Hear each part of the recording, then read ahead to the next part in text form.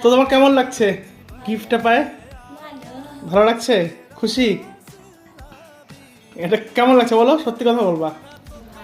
সত্যি সত্যি হাসি। ওই জন্য আমার লেট হচ্ছিল আসতে আজকে, পড়ায় নিয়ে এগুলা করছিলাম। এর নাম কি হবে তাহলে? এর নাম কি? আলপ আলপো। আলপ তুই ওই জায়গা থেকে দেখছিলি?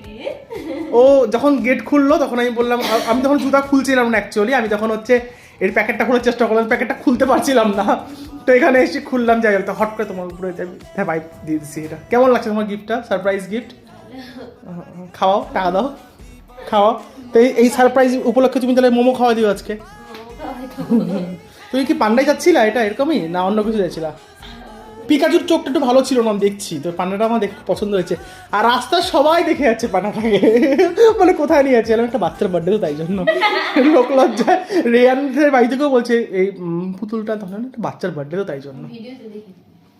যাই হোক, ভালো লাগছে পান্ডাটা? আচ্ছা, তো এটা হচ্ছে বুড়া বয়সে ভীমরতি যাকে বলা হয়, বুড়া বয়সে গিফট করলাম ভীমরতি। পান্ডা ও তো হাসি ধরে রাখতেই পারতেছে না।